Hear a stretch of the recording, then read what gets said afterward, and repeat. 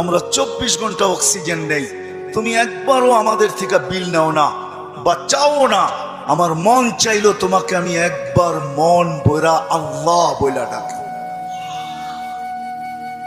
3 দিন পর্যন্ত ঘরে পানি ব্যতীত কিচ্ছু নাই। 3 দিন চলতেছে ঘরের অবস্থা, শুধু পানি আছে আর কিচ্ছু নেই। 4র্থ দিন সকালে ঘরের অভিভাবক বাহির হইতেছে আর বলতেছে দোয়া করো আজকে যেন কিছু মিলে। কিন্তু যখন সন্ধ্যায় ফিরতেছেন ওই দিনও কিচ্ছু মিলে নাই, ওই দিনও কিচ্ছু মিলে নাই। কিন্তু ঘরের মহিলা বারবার রাস্তা দেখতেছেন যে আজকে কিছু মিলবে হয়তো। কিন্তু সন্ধ্যাবেলা যখন ঘরের পর্দা উঠায় দেখতেছেন আসতেছে, কিন্তু চেহারাটা মলিন, হাত দুইটা খালি। নাম পরে বলবো আমি। যখন একবারে ঘরের কাছে চলে আসছে, এখন আর আওয়াজ, পর্দা নষ্ট হবে না, তো আওয়াজ দিছেন আলী।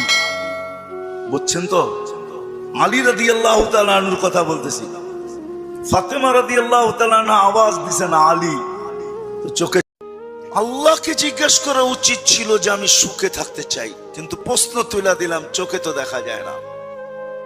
আর আমার কথা যেটা বুঝাইতেছি সত্য এটাই, বস্তু আসলে মানুষ সুখী হয় না। বস্তু আসলে যদি সুখী হইতো তাহলে দুনিয়ার সবচেয়ে বেশি যারা আত্মহত্যা করে এরা সেলিব্রিটি হয়। সেলিব্রিটি, দুনিয়ার সেলিব্রিটিরা সবচেয়ে বেশি আত্মহত্যার শিকার হয়। মানেন না? মানেন না? মনে হয় মানেন না। মানেন? অনেকে মানে না। চলেন আমার সাথে, আমি দেখায় দিই। সবচেয়ে বেশি অশান্তিতে ফিল করে যারা দুনিয়ার সবচেয়ে বেশি সেলিব্রিটি হয়, এরা অশান্তি সবচেয়ে বেশি ফিল করে। নাইলে নিজের পিস্তল নিজের মাথায় কেন লাগতো? মনে হয় বুঝাইতে পারি না, ঠিক না? তাইলে নিজের টাকার কিনা রশি নিজের গলায় কেন লাগতো? দেখাবো 2-4 জন। সত্য এটাই,